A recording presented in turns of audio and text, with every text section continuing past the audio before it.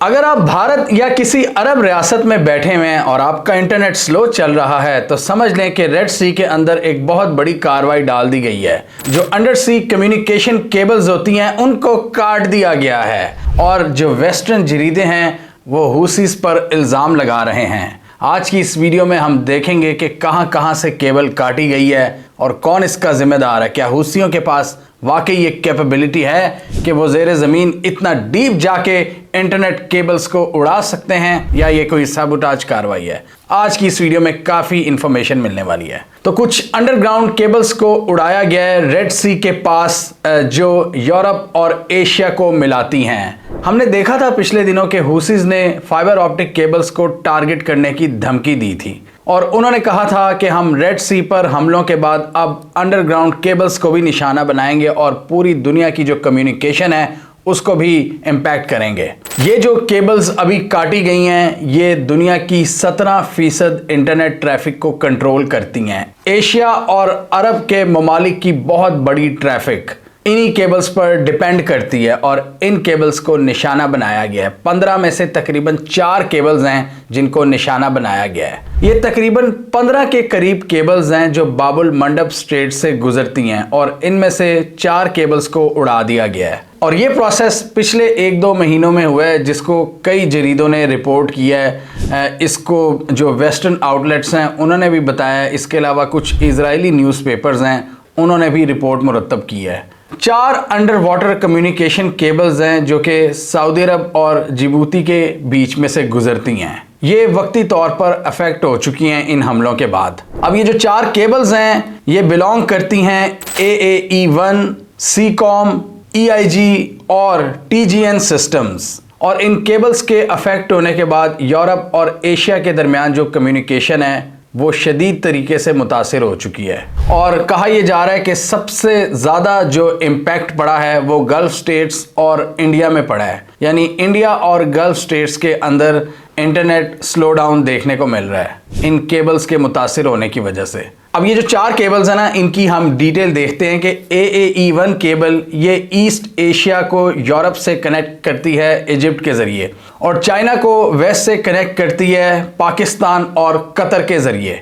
इसके अलावा EIG cable system, इसको यूरोप इंडिया गेटवे सिस्टम भी कहते हैं, जो कि कनेक्ट करती है यूरोप को इजिप्ट, सऊदी अरब, जिबूती, UAE और इंडिया से। इसके अलावा जो तीसरी केबल है सीकॉम केबल ये कनेक्ट करती है यूरोप को अफ्रीका से, इंडिया से और साउथ अफ्रीका से। सीकॉम जो कि साउथ अफ्रीकन कंपनी है इन्होंने इस फॉल्ट को डिटेक्ट किया और इन्होंने कहा कि तकरीबन समंदर के नीचे 150 मीटर यानी कि 500 फुट गहरे पानियों में इन केबल्स को नुकसान पहुंचा है और ये तकरीबन वही एरिया बनता है जहां पर ये हूसीज हमले कर रहे हैं अपने।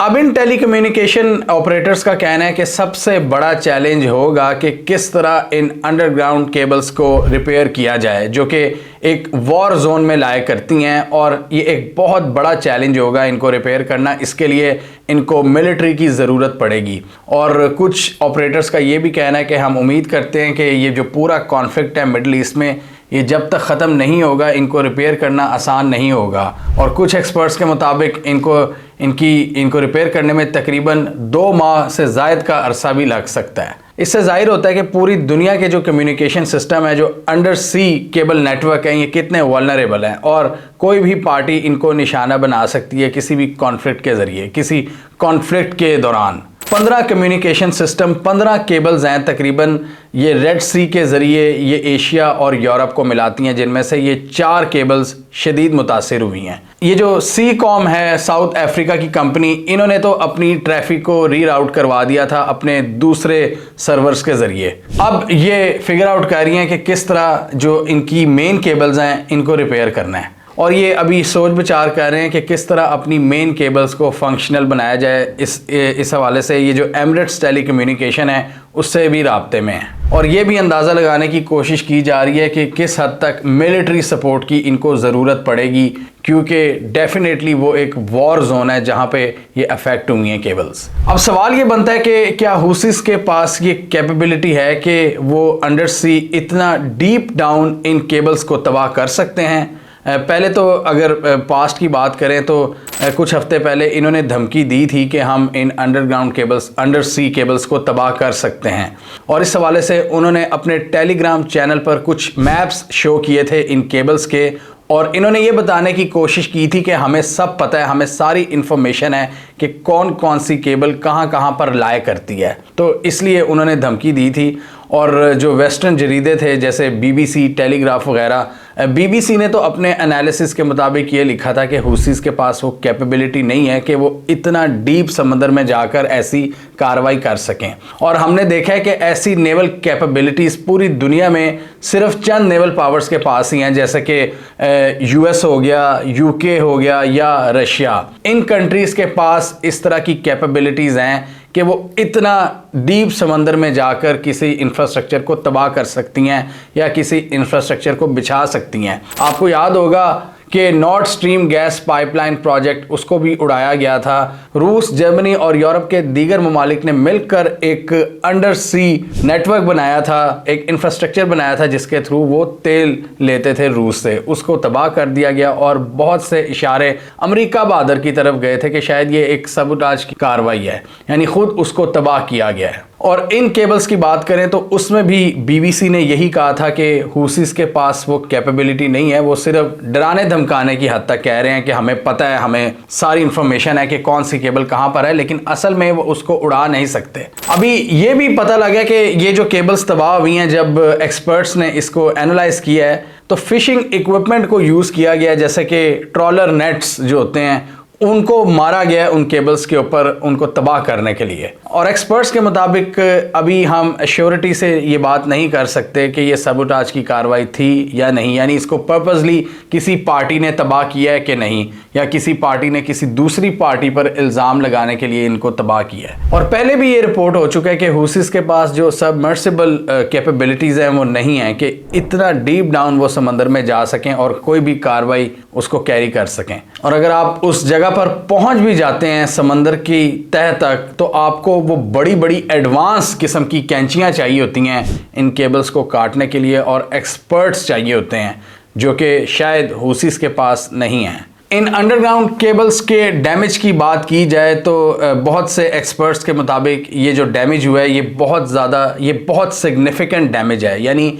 एक बड़े पैमाने पर इसने नुकसान पहुंचाया है, लेकिन ये एक क्रिटिकल डैमेज नहीं है, यानी उस तरह का डैमेज नहीं है कि इसका कोई ऑल्टरनेटिव ना हो। बहुत सी कंपनीज़ ने, बहुत सी जो कम्युनिकेशन कंपनीज़ हैं उन्होंने बैकअप केबल्स भी रखी होती हैं, तो वो अभी फ़िलहाल उनको यूज़ कर रहे हैं और इसलिए इसको क्रिटिकल नहीं कहा जा सकता, लेकिन फिर भी ये एक सिग्निफिकेंट डैमेज था। और बहुत सी कंपनीज़ ने अपनी इंटरनेट ट्रैफिक को रीराउट भी कर दिया हुआ है। और ये जो रिपेयरिंग का काम है वो भी इतना सिंपल नहीं होगा, जैसा मैंने पहले कहा, इसको 2 महीने से ज़ायद का अरसा लग सकता है, और वो भी मिलिट्री प्रेजेंस के साथ। और एक्सपर्ट्स की एक बहुत ही काबिल टीम चाहिए होगी जो इसकी रिपेयरिंग करे। और अब ये हम क्लियरली देख रहे हैं कि ये जो जंग है ये इस वक्त ब्रूटल होती जा रही है यमन के हुसीज़ मिलिटेंट्स और ये वेस्टर्न कैंप के दरमियान। हम देख रहे थे कि हुसीज़ ने इन पर हमले शुरू किए थे रेड सी के अंदर, और उनका पॉइंट ऑफ व्यू ये था कि जब तक अमेरिका इनका साथ देता रहेगा इजराइल का,